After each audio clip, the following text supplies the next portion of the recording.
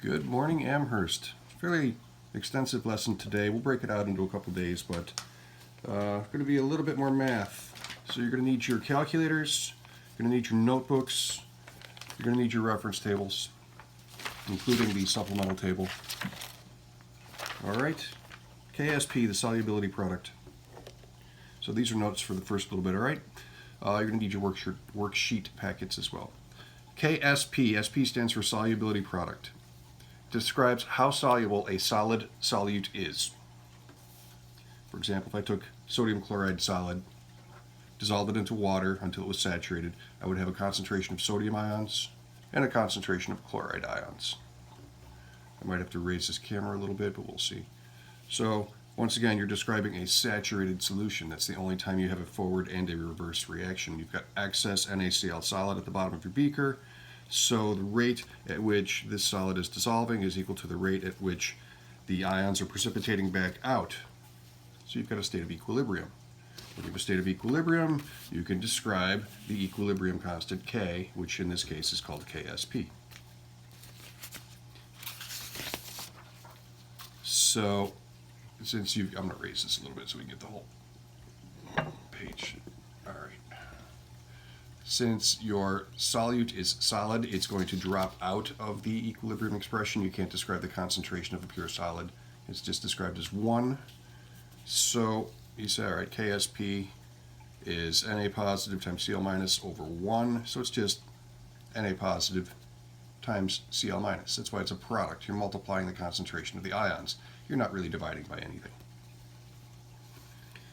So this dissociation equation up here, the ions breaking apart, that becomes really important. You need to pay attention to the stoich. In this case, it's 1-to-1, but if you had something where it wasn't, for example, if I had silver sulfide out of Ag2S solid water, I'd have 2 silver ions and 1 sulfide -2 ion, so that 2 makes the silver ion concentration squared. That's important.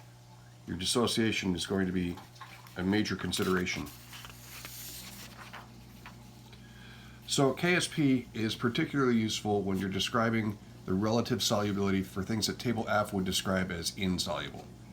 Table F is fairly simplistic in the sense they say, you know, these things dissolve except for that, and these things don't dissolve except for these, and these exceptions are pretty much these rules. But the truth of the matter is that is describing things in very broad strokes. Insoluble substances, they actually dissolve a little bit. I mean, we have very hard water around here, calcium carbonate, limestone. Carbonates are insoluble. Calcium is no exception. You say, oh, limestone doesn't dissolve.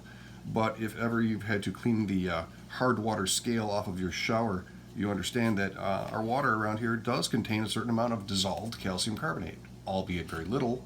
We'd say it's mostly insoluble, but it dissolves a little bit. All right, so KSP is useful in describing the solubility of things that Table F would be describing as insoluble. Now, your supplemental table on the back, supplemental table 4, gives you the values for KSP for about a dozen compounds at 1 atmosphere and 298 K. So that's just tabulated for you here. In general, the form is you take your ions from the solid and dissociate them, and you multiply the concentration together. So if the substance dissolves more, these concentrations are higher, which means KSP is bigger. So KSP is a way to compare the solubilities. So if I go to my supplemental table and said, all right, well, here's AGBR, it's 5 times 10 to the minus 13. Well, that's smaller than 1.8 times 10 to the minus 10. AgCl is more soluble than AGBR. The bigger the value of KSP, the more soluble the substance is. Bigger KSP means more soluble, even if the substance is only slightly soluble. We've seen that term show up on our previous worksheets. It comes from the old Regents curriculum. Slightly soluble things would be described on Table F as insoluble. But KSP describes the maximum concentration or amount of ions the solution can hold because you've got a saturated solution. So you can compare KSP to a mass action expression, Q, which we've been talking about, which is just a snapshot in time. It's the same math. You just say, well, how does this compare? And you can predict whether or not something will stay dissolved or whether a precipitate will form. So for example, if you had a double replacement reaction, if I had some salt water and some sodium nitrate, you'd say, well, okay, Na is group 1, it's always soluble. Chlorides, halides usually dissolve, and it's going to dissolve with group 1. Sodium group 1 is going to dissolve, nitrate's always going to dissolve. But if I mix those, NaNO3, well, that's going to be soluble, but AgCl, oh yeah, that should be insoluble based on table F, okay? Yeah, chlorides usually dissolve, but not with silver, it's an exception. So table F would say, oh yeah, this is going to be insoluble, but at what point, at what concentration would you see that precipitate? How high a concentration will the solution tolerate until it precipitates out? I mean, it's not zero, it might be near zero, but it's measurable. So you could look up the KSP on your supplemental table, and then you can go back to your solutions that you have, determine the concentration of silver, determine the concentration of chloride, multiply them together, and compare that to KSP. So here's your equation for the quote-unquote insoluble product. You have a saturated solution because it's KSP, you look that up. And then you do Q, same math for the solution that you have. And if your Q is bigger than your KSP, you're going to get a precipitate.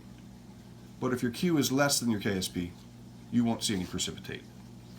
Now these types of problems we would have covered a little bit more in lab. We would have done that kind of thing, and it tends to be a little troublesome for most students. But we'll break this up over a couple days. We'll just do some basic calculations on this stuff first, and I'll throw 1 or 2 of these up tomorrow. So let's go to your KSP calculations worksheet. Talking about this one. Okay, and you're going to need your periodic tables and your calculators. And let's do number 2. I'm going to move to pencil because there's a lot of math here and it's just tough to write with the marker on the page. So I hope you can see this. So your problem number 2 says you've got 6.5 times 10 to the minus 3 grams of silver phosphate dissolved in 1 liter of solution. Okay, grams are always troublesome because you need to turn those into moles. But they want us to determine what's KSP. Instead of looking it up, they're saying determine KSP for this. Okay, that's how much you can dissolve. Fine. Do a GFM. Don't take my word for it. This is where I see a lot of errors. It's 418.7 grams per mole. All right, so your dissociation equation, you've got Ag3PO4 solid, double arrows water, so you're going to get 3 silver ions, aqueous, and a phosphate -3 ion, aqueous. So it's a 3-to-1 stoich. So KSP is Ag positive cubed times PO4 -3 to the first power. A little math down at the bottom here. Take your grams, turn them into moles. You've got 1.52552 yada yada yada times 10 to the minus 5th moles of silver phosphate, roughly 1.6 times 10 to the minus 5 moles. Leave that string in your calculator. Now, you also had 1 liter of solution. How very convenient.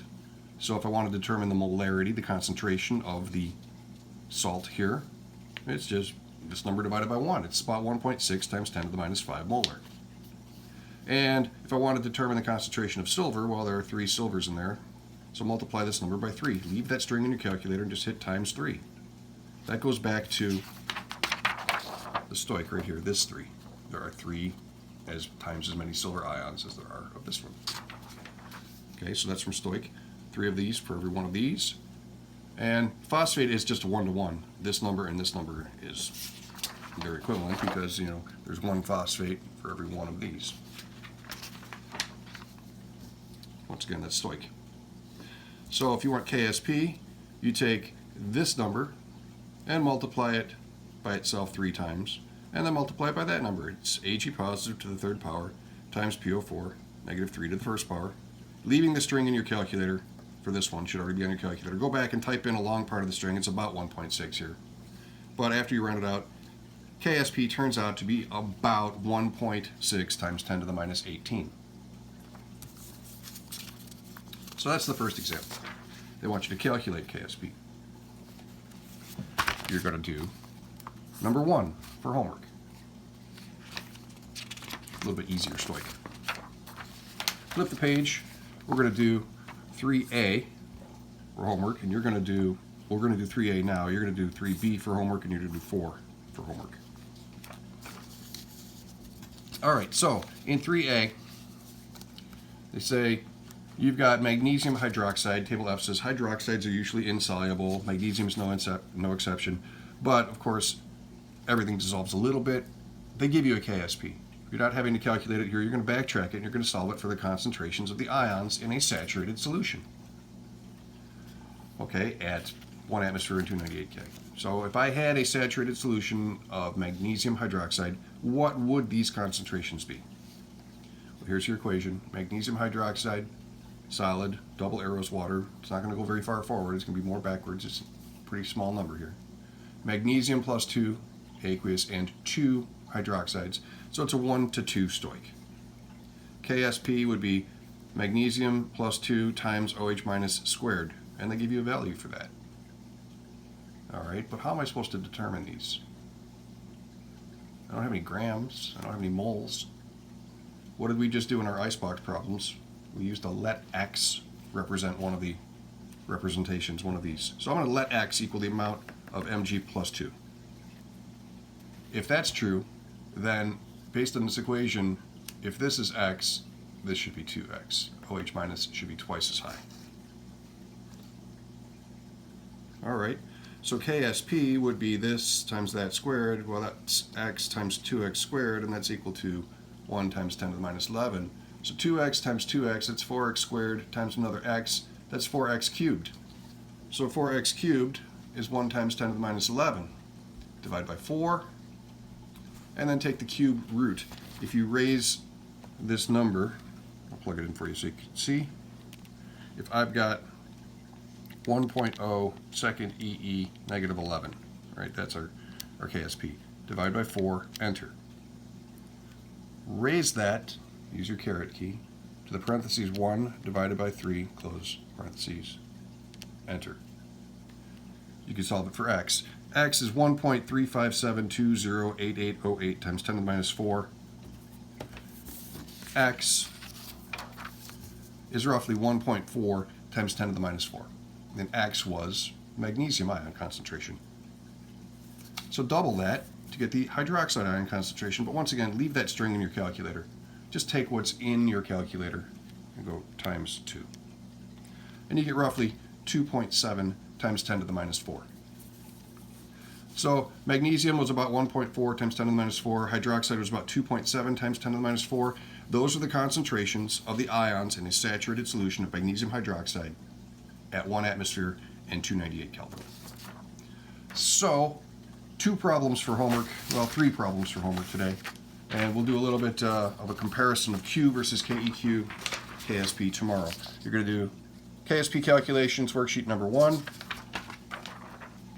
You're going to do 3B, and you're going to do 4. Thanks.